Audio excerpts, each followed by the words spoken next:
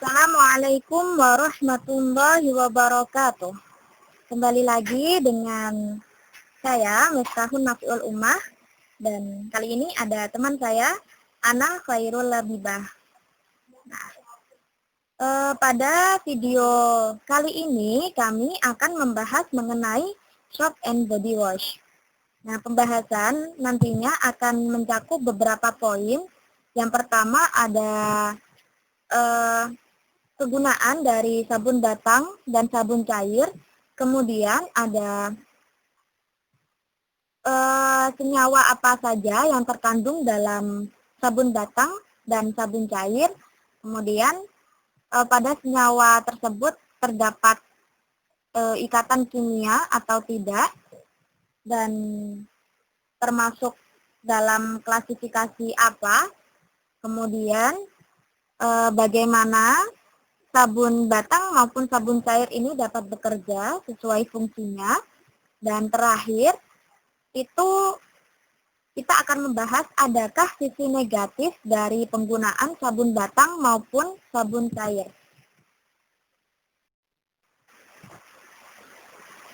Lanjut pada poin pertama, yaitu kegunaan sabun batang dan sabun cair.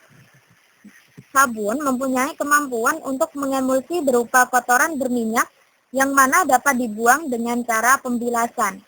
Maksudnya adalah ketika kita mencuci tangan misalnya, sabun itu akan menghasilkan buih atau busa.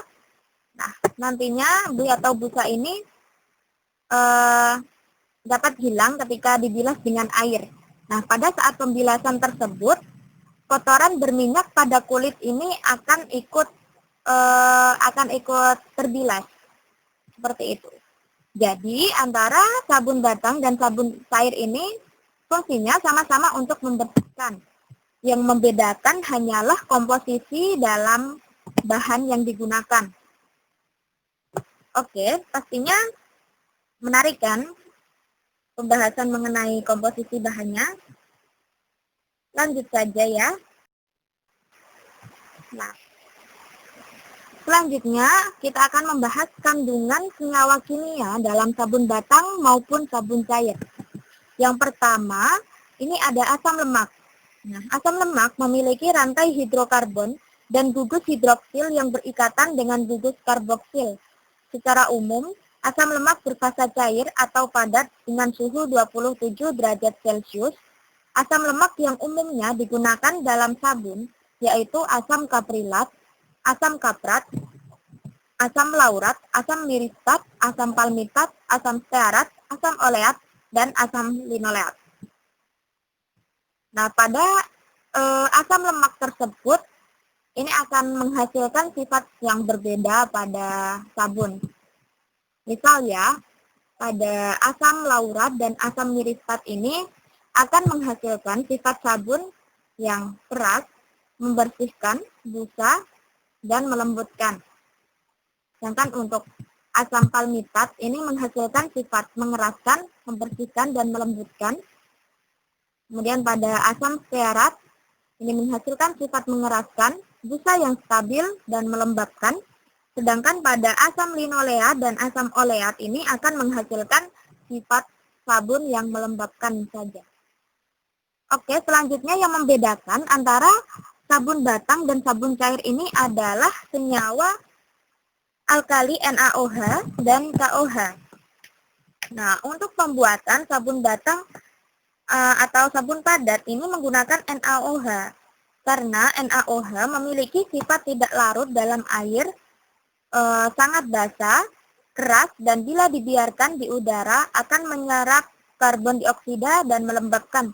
Sedangkan pada sabun cair ini menggunakan alkali KOH karena sifatnya yang mudah larut dalam air. Selanjutnya, ini ada air, kemudian ada zat aditif. Nah, zat aditif yang paling umum ditambahkan dalam proses pembuatan sabun adalah pewangi, pewarna, dan garam natrium klorida. Nah, pewangi ini digunakan untuk menetralisir bau-bau dari senyawa kimia yang digunakan dalam pembuatan sabun batang maupun sabun cair. Sehingga nantinya sabun tersebut wanginya tidak wangi bahan kimia lagi, tetapi bisa wangi sesuai wangi yang digunakan, seperti itu. Kemudian ada pewarna. Nah, pewarna ini digunakan untuk mempercantik tampilan dari sabun nantinya. Kemudian pada natrium klorida ini merupakan kunci dalam proses pembuatan sabun, di mana bila digunakan dengan banyak, maka akan menghasilkan tekstur sabun yang keras, dan NaCl ini digunakan untuk memisahkan gliserin. Nah, pada senyawa kimia dalam sabun ini juga ada gliserin. Nah, gliserin ini adalah campuran dari asam stearat dengan gliserol, di mana menghasilkan zat yang digunakan sebagai bahan pengemulsi alami. Kemudian, yang terakhir ini ada surfaktan. Nah, surfaktan ini adalah bahan yang mampu untuk mengangkat kotoran. Jadi, busa yang berasal dari busa pada sabun batang maupun sabun cair ini berasal dari surfaktan. Nah, bahan surfaktan yang umum dipakai adalah emal 20C, emal TD, texapon, dan sebagainya. Pembahasan selanjutnya ini, apakah unsur di dalam senyawa tersebut non-logam atau logam atau metaloid? Tadi yang membedakan antara sabun batang dan sabun cair kan adanya alkali NaOH dan KOH.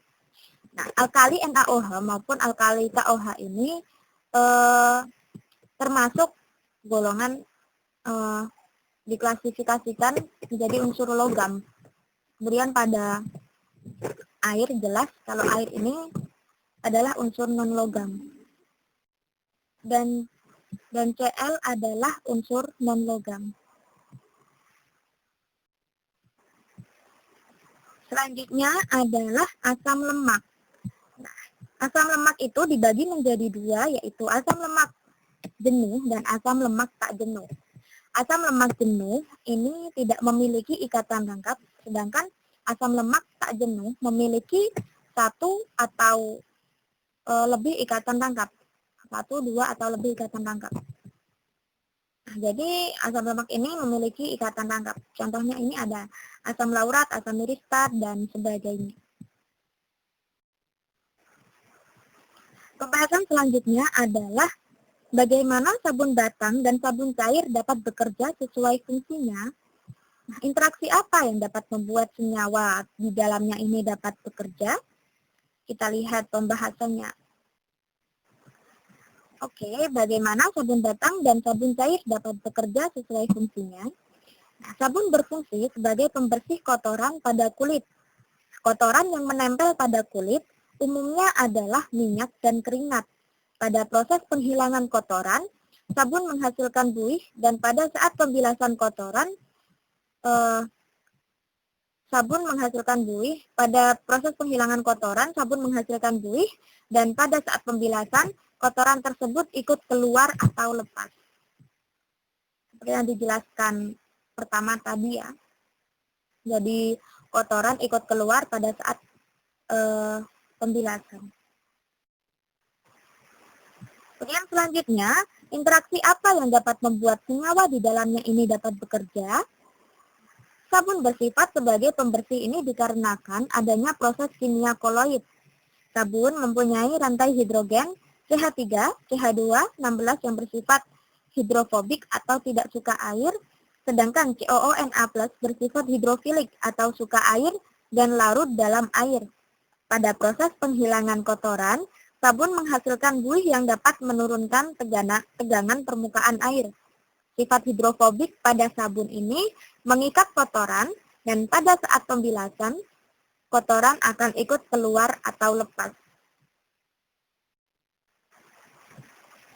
Kemampuan sabun dalam mengemulsi kotoran berminyak dapat dibuang dengan pembilasan. Hal ini disebabkan karena sabun memiliki gugus polar dan gugus non-polar. Gugus R yang akan mengikat kotoran.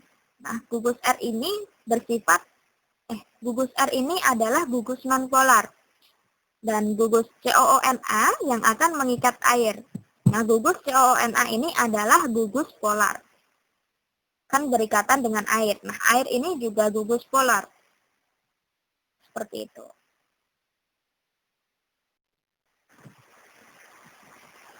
Kemudian, adakah gaya antar molekul yang terjadi? Nah, gaya antar molekul yang terjadi dalam bekerjanya sabun adalah gaya dipol-dipol dan gaya dispersi. Gaya dipol-dipol terjadi karena adanya gaya tarik-menarik antara molekul polar dan polar. Ini antara sabun dengan air. Jadi yang berikatan dengan air ini adalah sabun yang gugus polar. Jadi tadi kan sabun ada gugus polar dan non-polar. Jadi yang berikatan dengan air ini gugus polar. Dinamakan dengan gaya dipol-dipol. Sedangkan pada gaya dispersi ini terjadi karena adanya gaya tarik-menarik antara molekul nonpolar dengan nonpolar. Ya, antara sabun dengan kotoran berminyak, kotoran atau minyak atau keringat. Seperti itu. Lalu pada pembahasan terakhir adalah adakah sisi negatif dari penggunaan sabun batang maupun sabun cair? Alkali bebas NaOH dan KOH dalam sabun padat atau sabun batang dan sabun cair yaitu maksimal 0,1% dan maksimal 0,4%. Kadar alkali KOH tidak lebih dari nilai yang ditentukan karena sabun akan memiliki sifat yang keras dan menyebabkan iritasi pada kulit. Jadi, jika kadar KOH pada sabun cair ini melebihi 0,4%, ini akan mengakibatkan sifat sabunnya mengeras dan menyebabkan iritasi pada kulit. Sedangkan pada pH atau derajat keasaman, ini umumnya sabun ini memiliki derajat keasaman antara 9 sampai 10,8. Apabila sabun memiliki pH tinggi, dapat meningkatkan pertumbuhan bakteri Propionibacterium dan kulit akan menjadi kering, sedangkan pH rendah akan menyebabkan kulit iritasi. Kemudian sisi negatifnya bagi lingkungan adalah karena adanya limbah pada sabun itu sendiri. Jadi sabun berasal dari bahan kimia. Nah, bahan kimia tersebut limbahnya nanti akan mencemari lingkungan seperti itu.